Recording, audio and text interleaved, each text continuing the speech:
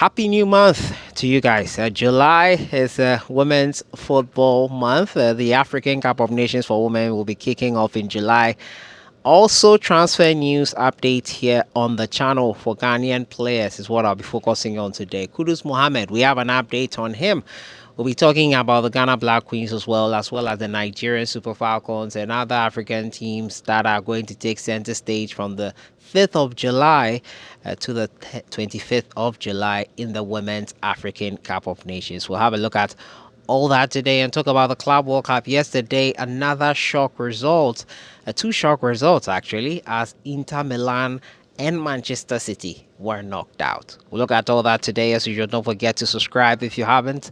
Click on that notification bell to get more updates. We'll jump right into it. And yesterday was a crazy night of footballing action. Manchester City versus Al Hilal, the Saudi League versus the rich English Premier League. In the end, the Saudi League made a statement for themselves. Simone Inzaghi made a statement which said that they could compete with the best, and it was an end-to-end enthralling football action.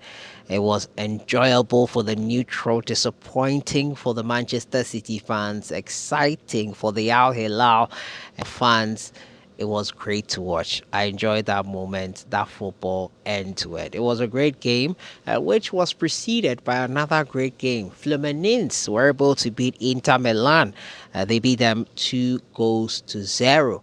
Al Hilal will face Fluminense in the quarterfinal. Both teams will face either Chelsea or Palmeiras. So it's going to be an interesting couple of games to look forward to. Today, with the final round of games in the round of 16, Real Madrid and Juventus will take center stage before Dortmund will also play today. Hopefully, these two teams or these four teams will get good results. May the best team win. This Club World Cup is showing us that there are no small teams any longer. As Cristiano Ronaldo said about the Saudi League, they are par with some of the best players. And Al Hilal has been winning the Saudi Pro League for a while now. It's no wonder that Al Nasser and Ronaldo struggle to win the league. The way those guys played yesterday versus Man City, I don't blame Ronaldo for not being able to win the league in that Saudi Pro League. It's not going to be easy. And it's not going to be easy in the upcoming decision for Kudus Mohammed as well. He is set to join Tottenham Hotspur. According to Fabrizio Romano, he has announced that Kudus Mohammed and Tottenham Hotspur are in advanced talks on positive grounds. Kudus Mohammed has been a person of interest for Chelsea. He was offered to them by West Ham United. From the 1st to the 10th of July, his release clause of £85 million is active. Which clubs are going to be able to do it? West Ham United are not expecting anything less than the £85 million, but Tottenham Hotspur, who even have agreed personal terms or are in advanced talks with personal terms for Kudus Mohammed, have not yet also agreed to that. They are also in the limbo on that. They're still negotiating. I think £85 million is a stretch for any club. Forget whether Kudus is worth it or not in this current climate. However, we've seen crazier prices than that. And to put it into context, Cristiano Ronaldo to Real Madrid in 2008, I think 2009, was £80 million, and it was a record transfer. The record transfer currently stands with Neymar when he moved from Barcelona to Paris Saint-Germain for over £200 million, if I'm not mistaken. That's crazy. The current climate in the transfer market is crazy, and it's crazy how much money clubs are willing to splash. As to whether West Ham United to Tottenham Hotspur is a good move for Kudus Mohammed, I beg to differ.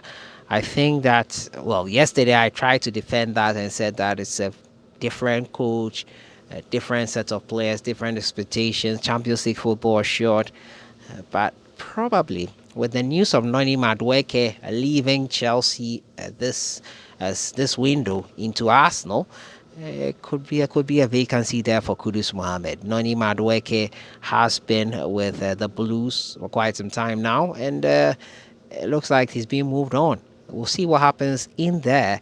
I hope that Kudus does go to Chelsea. However, I don't see it happening. I think Tottenham Hotspur, Daniel Levy will push for him and they'll most likely get him. But do you think Tottenham Hotspur is the best fit for Kudus Mohammed? Let me know what you think in the comments box. The Ghana Black Queens are the focus of this month. This month they will be taking on the African continent. South Africa, Tanzania, and Mali are the opponents in the Black Queens Group C, and they will be hoping to make an impression in the upcoming African women's African Cup of Nations in Morocco. They've been in camp for a couple of weeks now, and they've played some friendlies, 3 to be specific, and they will be hoping they have prepared enough for this competition here. Ghana will be hoping to make an impression after missing out on the last 2 editions. The final game and the friendlies did not go as expected. Kim Laos Bjorkegren's side unfortunately lost.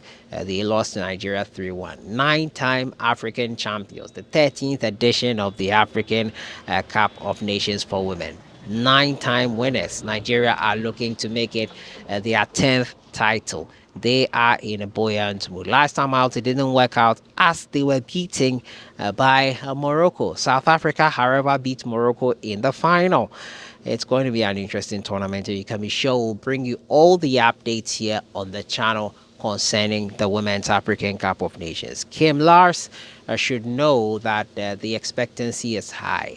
His performance in the friendlies and some games before this tournament have not been promising. He was only brought in February, and it was only then we saw that we probably would have a problem on our hands. Nora was the one who got us here. Unfortunately, we could not continue with her, and Kim is the one going to try to get us through further in this competition. Can he do better than Nora? Evidence at first hand shows that probably not. But I, for one, I'm happy. Just happy that these games are not going to be determinants for the World Cup itself.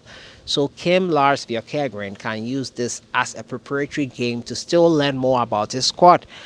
Not that that is going to be the best thing to do, but I'm not going to hold it against him with most of the performances. I just want to see a better Black Queens that we've seen in previous times since he took over. We want a team that can compete. Women's football has been the brightest sport in our footballing history in recent times. The male teams have been disappointing. We found some refuge in the female teams, and we hope that that continues. The games and the dates for the Black Queens: 7th of July, they take on reigning champion South Africa.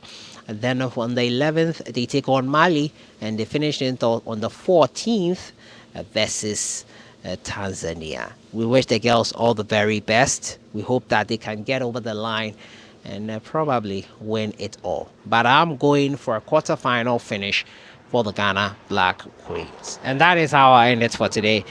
Talking to you about Kudus Mohammed's possible switch to Tottenham Hotspur, the Black Queens' chances this month in the Women's African Cup of Nations, and yesterday night's amazing game between Al Hilal and Manchester City. It ended in crazy fashion. Earlier, Inter Milan were beaten by Fluminense, who had a 44-year-old goalkeeper in post. I'll see you guys in the next one. Enjoy the rest of your day.